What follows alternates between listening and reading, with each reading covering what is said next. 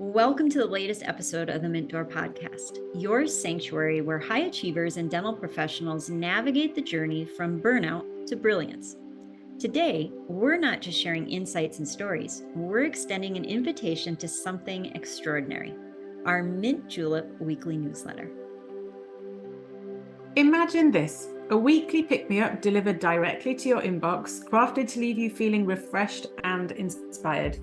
The Mint Julep is your moment of refreshment, a virtual oasis in the hustle and bustle of daily life. It's like meeting a go-to friend who always knows just what to say to lift your spirits and fuel your drive. Each edition of the Mint Julep is a blend of inspiration, positivity, and a lighthearted, fun-loving attitude, carefully curated to help you maximize life's little joys. Picture it as your weekly virtual happy hour, a place where you can unwind, reflect, and rejuvenate, all while being part of a community that understands and shares your aspirations. So why wait for the weekend to enjoy a Mint Julep? Join us and let's celebrate growth, resilience, and the endless pursuit of happiness every week. Subscribe to the Mint Julep weekly newsletter today and let's raise our glasses to living a more inspired and joyful life. Here's to maximizing your life's little joys, one Mint Julep at a time. Cheers. Awesome. And so now we'd like to welcome you to Talk It Out, the podcast that brings you intriguing conversations with fascinating people and insightful discussions on topics that matter to you. You've come to the right place if you're a dental professional seeking knowledge, inspiration, and connection. In each episode, we dive deep into the subjects that pique your curiosity, introducing you to thought leaders, experts, and trailblazers who have the information you crave. And today's episode is no exception. We're excited to welcome Sarah Cottingham. Sarah is the visionary leader at the helm of Incito Enterprises. With a stellar career spanning over 3 decades in dentistry, she's not just a licensed hygienist, but a trailblazer who has profoundly impacted the industry. Sarah's journey is nothing short of inspirational. Starting from the grassroots of dental assisting, she climbed through the ranks through management and clinical hygiene, establishing a robust foundation that fuels her unique perspective today. Her experience is vast, but what sets Sarah apart is her holistic approach to business and success. She masterfully blends big picture strategic thinking with meticulous attention to detail, offering transformative insights that resonate across various roles in the dental field. Now, beyond her clinical and business acumen, Sarah is a respected speaker, author, mentor, and coach. Her passion for empowering professionals and businesses shines through her work. Today, Sarah will share her wealth of knowledge, experience, and insights with us and you. Now, whether you're a budding dental professional or a seasoned practitioner, her story and advice are bound to inspire and catalyze your growth. So, grab your headphones, get comfortable, and prepare to be captivated by an engaging conversation with Sarah Cottingham that will leave you feeling informed, empowered, inspired. It's time to talk it out with the Mint Door because knowledge is power and we believe that you deserve both. So let's dive right in. So we're delighted to welcome Sarah Cottingham to our Mint Door podcast today. It's lovely to have you here, Sarah. It's great to be here. I'm so excited to be with the both of you. So we're going to just jump straight in because we are ready and raring to go with some questions that we have for you. Now, we know that you've had a journey from dental assistant all the way through to the leader of Incito Enterprises, and that's a pretty inspiring journey.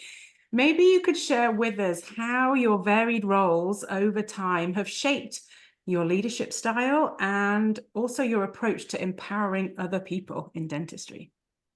Yeah, absolutely. I was, from the time that I was a little girl, I was told by my mom that I needed to be a dental hygienist. And of course, I needed to go to nursing school because I knew better. But when I found out that nursing wasn't for me, I decided to take a gap year And I went to work in the dental practice that my mom was working in at the time. And she was a dental assistant office manager. And I went in to actually assist an expanded functions hygienist. And from that point, when I saw an open flap scaling and root planing that was super bloody and very gory and all of the good stuff, I was absolutely hooked. And within probably 2 weeks, I had turned in my paperwork to apply to dental hygiene school. And back then in the dark ages, now that I've been licensed now for I think this is my 32nd year being licensed as a hygienist. I keep my license still. There was a really long waiting list, but little did I know that the hygienist that I was working for, she used to be on staff at NAU. And so it gave me a little bit of a leg up.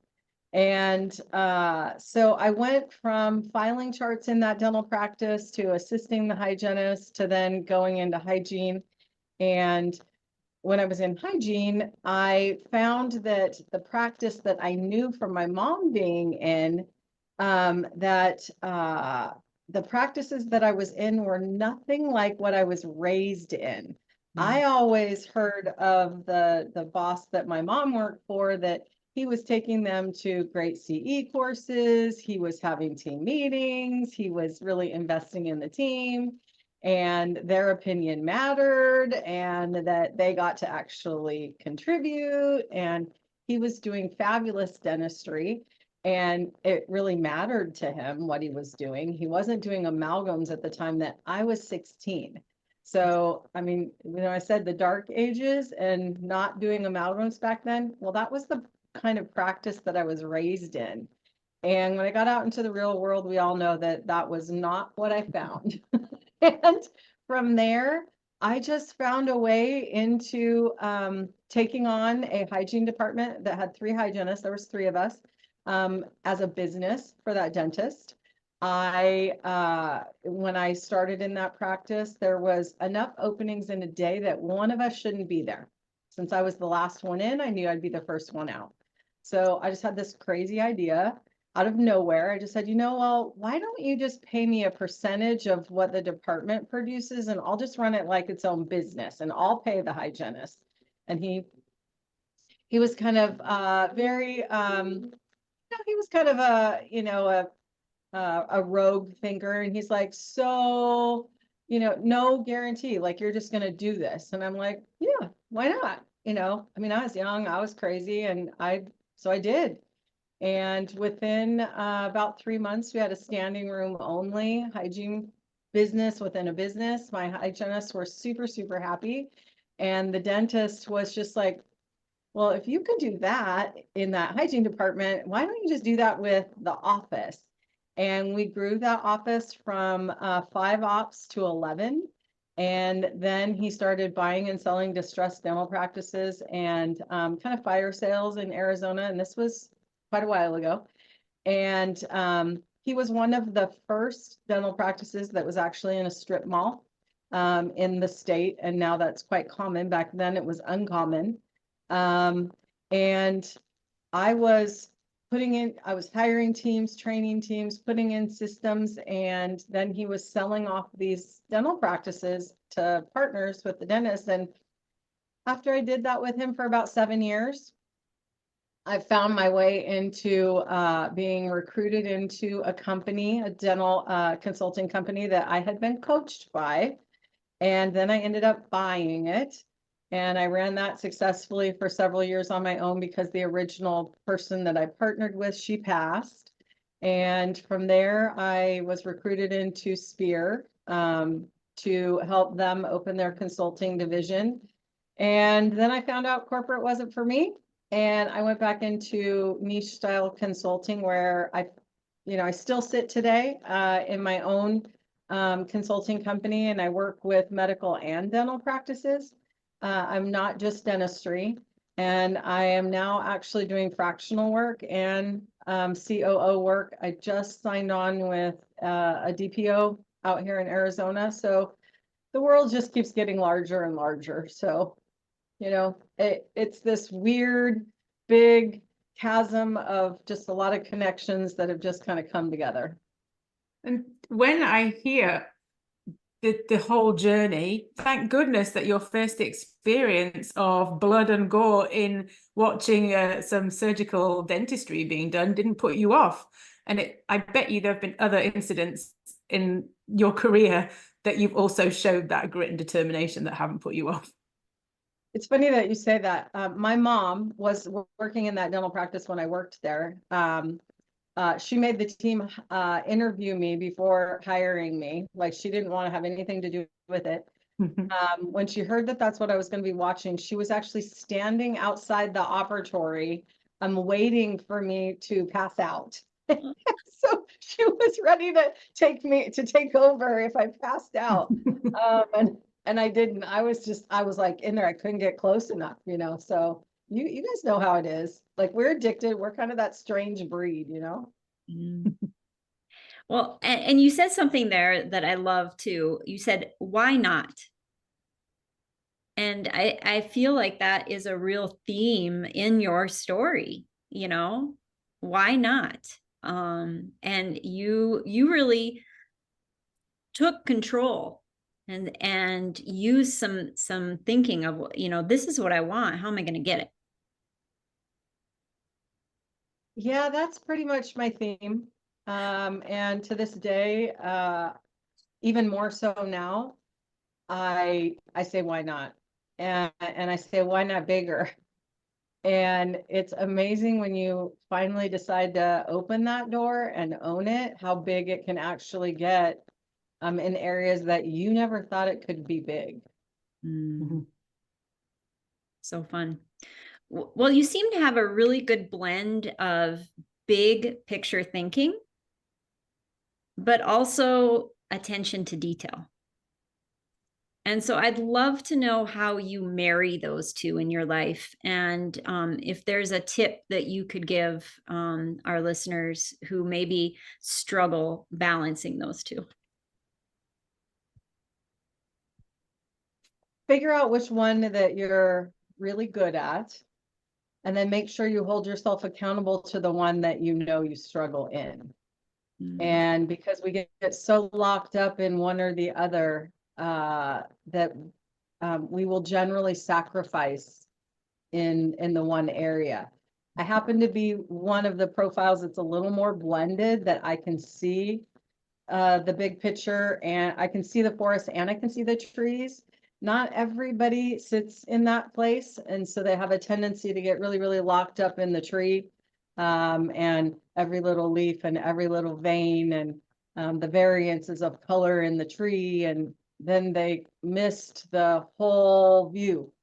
So I've really worked on attempting to make sure that I stay present to all of the small things while I'm still looking at the big things, with journaling, with spending, silent time with myself so that I can go big picture enough. So if you have someone that they know themselves enough that they're one or the other, they've got to put something in place that they're calling themselves out on the other piece, maybe accountability partner, check-ins with someone that knows them well enough that they'll call them on this stuff, those kinds of things. That's beautiful advice. And I love the big picture balanced with the pause, the quiet time to really dig into some of those finer details. How did you learn that? Was there an event in your life that cued you into that? I would say that very early in my career, I uncovered or was told by someone that I was in relationship with that I was big picture and details. I didn't really know that not everybody operated that way. And that I thought everyone saw the world the way that I saw the world, that I would, if I was in the dental practice, I would look at the schedule and I would look at the holes. I wouldn't just look at the schedule, right? It was how I viewed the world. And then when I picked up from someone that they're like, well, not everybody sees it that way. And I had to actually stop and take pause and go, well, what do you mean? They're like, well, some people only see the color in the schedule and it looks like a pretty rainbow. And I'm like, okay, but there's like 3 holes in here. Like, well, that profile really wouldn't see the 3 holes. They're only concentrated on the rainbow. I'm like, well, that doesn't make sense, because then we're really not going to meet our goal, because see, we're not at our goal because we don't have these 3 holes. And they're like, no, that's the beauty. And so it was a gift that somebody pointed out that I didn't realize that I had. And when I realized that not everybody views the world the same way that way, then I was able to help others, like from whatever they were dealing with, whether it was the schedule or life or, their kids' schedules or whatever. I could help them go, yes, and, circle back and maybe see these parts, or, if I'm helping them with their schedule, their life schedule, it's like, well, where are you in your schedule? I see everybody else on that schedule, but I don't see you. They're like, oh, and that's somebody just getting really locked up in the detail, but they're not seeing themselves as the big picture. So I try and help people identify which one is their strength, so that they can help balance out that other side. I think from what you've said, it's so obvious that people have poured into you over the years, and you've had realizations, and you also pour into others. And one thing that we know that you're very passionate about is practicing gratitude. And we would love to know how those 2 things of pouring into others and that gratitude piece for yourself has influenced your professional journey. And maybe if you have a tip of how dental professionals can apply these values to themselves to improve their own lives.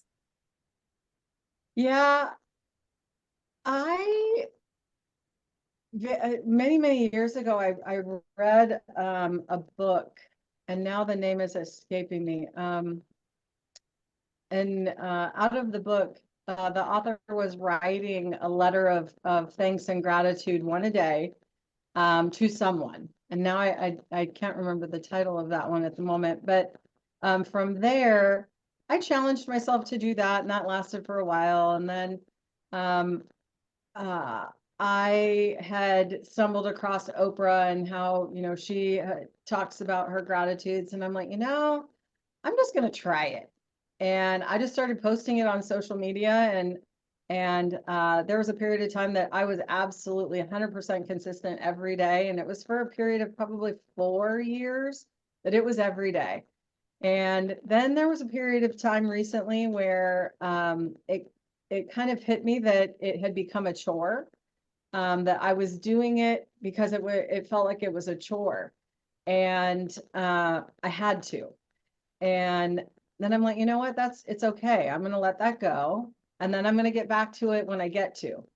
And I did, so I found that I was super, super busy with the recent event that we did. And when I sat down and looked at big picture and the details and balance and, like serve yourself, it's like, it's okay.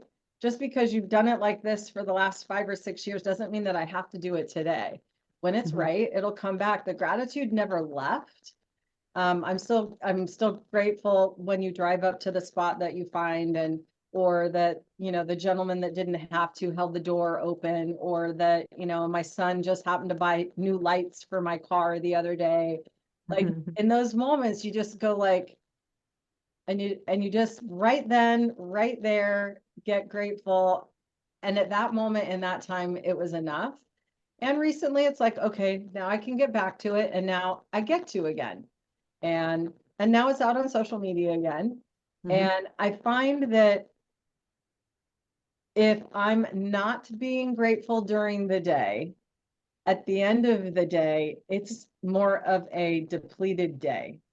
Like if I haven't recognized something or someone that's really going well in my life and that what I'm blessed about, then it's like, you know, and so I call myself to just get still. And when I'm being silent or when I'm hiking is when I'm really trying to be present to what are the gifts that are around me, because not everybody gets to go out and hike. You know, not everybody gets to sit in, you know, this place with these 6 screens, right? Like I get to. And I'm reminded about that regularly. I mean, I have people that you know, that are very close to me just got diagnosed with really, really bad things. And it's like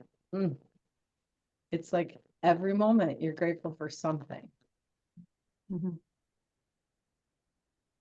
I love that. And I love, by the way, when I do come across your gratitude posts, I'm grateful for your gratitude posts because they inspire me to take a moment and pause and think about what I'm grateful for. And I love seeing what you're grateful for too, because usually you have a little flare of humor in there somewhere. And so that's fun too. So thank you. I'm grateful for those. It's my pleasure. It's that keeps me doing it too, because there are people that just on the back end reach out and just go, you know, it makes me stop and recognize that there is so much that I just pass over. Mm-hmm. And, you know, like just the small stuff. And I mean, they'll mention some of the strangest things that I just write out there because it's like in the moment I was grateful and I just typed it, you know, and they'll, something will resonate with someone to a completely different degree. And you just go like, wow, well, I'm really glad that it touched you that way. And that's the stuff that they're carrying on in their day. And so that stuff lights me up. Has a real ripple effect. It does. Yeah. Yeah. Awesome. Well, you mentioned something that I want to get back to when you were answering that question about a recent event that you held. And that was called From Sacrificing Servant to Powerhouse. And I would love you to maybe just give us a little bit of the history of how that developed, what it was, and what were some of the key takeaways now that you've had that event. It was a brainchild between Jonathan Bonanno and myself while we're at dinner with friends. And he happened to be having a conversation with me about something that he was dealing with, and that he kept going back to this conversation. And the conversation kept going like something like I'm dealing with, and then he kept bringing stuff towards his body. And I just kept watching him. And as he's having this conversation, I just kept watching his physical body just become smaller almost. And out of that conversation, I just helped him go like, where are you holding that? What are you giving up? What are you sacrificing? And from having that conversation, he's just like, so many people need this stuff. And we do this to ourselves, and that we are sacrificing servants to the point of sometimes depletion and exhaustion and getting to a place that there's no way back. And prior to that evening with Jonathan, like I had there was a pretty dark year that I had. And from that really dark place, I was able to see a contrast of how great things are and where the possibility lies if we truly do the work on where we need to do the work, which is here first. It's an inside job. And from working on myself and using everything that I had been using with other people for so many years on myself, like, yeah, the coach finally coaches herself, and doing the work, it's been a completely different journey. And so out of that event was created, and to say that it was more than I ever could have anticipated is an understatement. The transformation that we saw out of the attendees, they had no idea what they were signing on for. We had no idea the transformation that we were going to see in the room. I mean, I knew that the things that I have really worked on and that have helped me. I did not realize that there are individuals who have done nothing like that, that they've never worked on themselves, that they've never given themselves the gift of really digging deep. And like, we saw lives change, and to the point that people were just completely speechless with what they got out of the weekend. They were like, that's awesome, and I don't even know what to say about it. And I was completely blown away and humbled by how these attendees came, and they played big. They played full out, and their takeaways, they will have them forever. Well, I'd like to just take a moment because I don't think that, practicing gratitude is awesome, but I think that gratitude's cousin is celebration. And so I think we need to celebrate you and Jonathan in creating that event and creating that transformation. So touche, let's give you a... Thank you. Yeah. It was,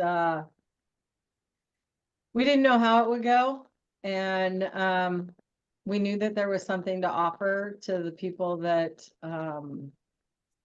if they wanted to come and partake, and the ones that came did. And there is another one that's already scheduled for October. I don't even remember the date. This one is serving the servant. And so really helping people just pour into themselves and continue to dismantle what's not working, and creating and blowing the top off of creation, which is really what they did. We had people completely recreate themselves there. Wow. Yeah. Okay. I have to, go ahead. I'm sorry.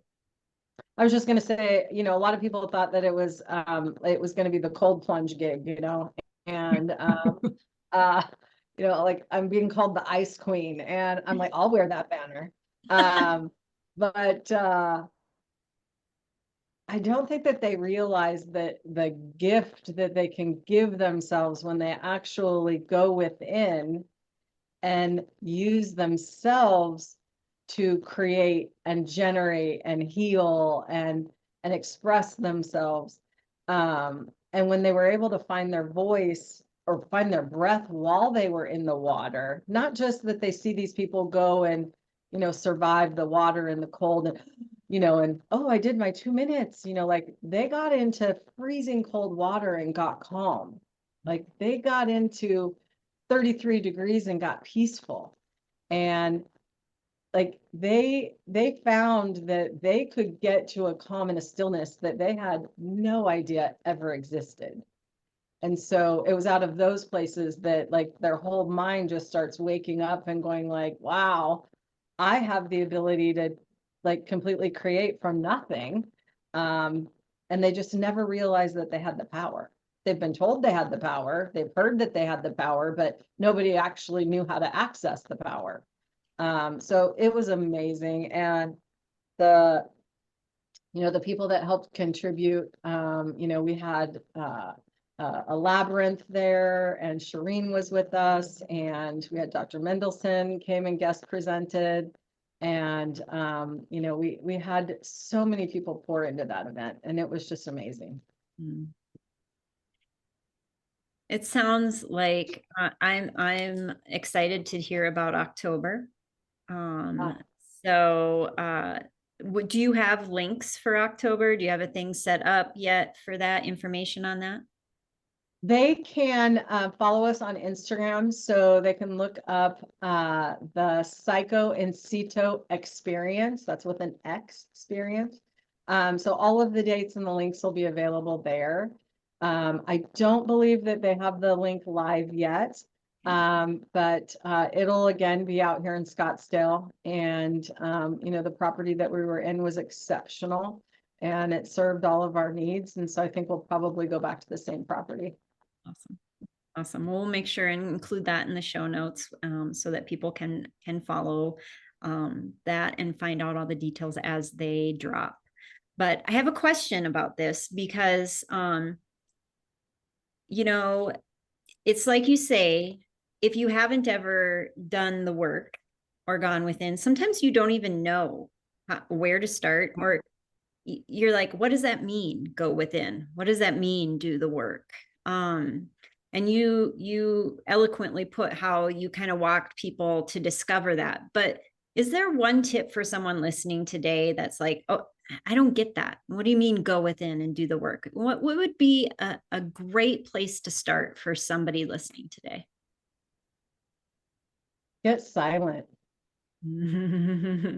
And that is probably the hardest thing, especially for drivers, people that are always serving others. Like we never get quiet because we're solving for other people. And, you know, we're out there solving the world's problems, our kids' problems, our husband's problems, our partner's problems, the business's problems. Just go and be silent. And I have found more come to me in a moment of silence than any other time. And if you have to be busy to be silent, then go be busy silently. I found that my silence originally, when I was able to actually get there, came in hiking. And it was by myself with no earbuds, with, you know, the sun coming up, and just in that stillness, I could get silent. And that's when things would actually just come to me through my higher power, which is God. And I had to slow down enough to listen. And it was from there that I was able to really go inside. And, you know, when you have somebody from your higher up, your universal power, whatever it is that guides you, when you're silent enough that you can listen to them, like it all just starts flowing to you. And then it gets to go through you and come back out. And for the longest time, I never slowed down long enough to listen. I never put myself into situations where I was that still long enough. I always had that never ending chatter reel running. And it took going to a really, really dark place to actually find that I needed to go there and that I needed to be silent. Mm-hmm. That's such good advice. Powerful and simple. Something that it's not like you have to go spend tons of money on a you know, whatever. It's something that you can do in your own way, in your own time. Yeah. I find that I did a lot of the very busy things, the big things, spend the money, go take the course, go do the thing, go do the this. And because I would go and I would get all the data and then I wouldn't do anything with it because I wasn't getting silent enough about what it is that I really wanted and what was going to serve me. I was doing it for other people. And I was a powerhouse for a lot of other people. And I was the one being exhausted at the end. I was the one that was going. And then there would be periods of time where I would just disappear for a week because I would have to go and I would be exhausted and sick because that's the only way that I could have permission to slow down was that my body would just shut down. And because nobody's going to tell you that you're wrong if you're, you know, dealing with 104 fever with a respiratory illness once a year, right? My body historically for a decade would shut itself down at a particular time of year. And I always made it mean that, my diet got crappy that time of year. That might have contributed to it, but that's not the truth. I would just run myself ragged until that point in the year, and then I would get shut down. Then you start identifying those things and you serve yourself first. But I had to had to get shut down long enough that I got silent. Mm-hmm. Well, and now if I can reflect, you're a powerhouse for yourself, which makes you more of a powerhouse for everybody else. Mm-hmm. It does. It allows me to generate differently from a place of I get to when I want to, and I get to on my calendar, and I drive it. And it's completely different when all of this that I've created is a get to, versus, somebody's telling me that I have to go do something for them. Yeah, I get paid for certain things, but I'm choosing to put those things on my calendar. It's much different than somebody else is just controlling it all. Mm-hmm. Yeah. Win-win. Yay. Oh, Sarah, this has been just so insightful. I absolutely, I could just continue this conversation for hours and hours. I know that we can't do that right now, but Yeah. If someone wanted to continue a conversation with you or is curious about working with you or anything going on with you, what's the best way to get a hold of you? Emailing me at Sarah at Incito, INCITO Enterprises.com.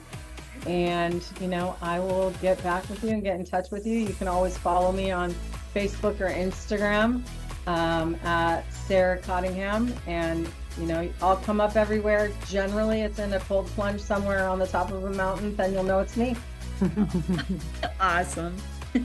Well, we'll make sure and put that and your website and the Instagram for the October event, all of that in the show notes so everyone can find them.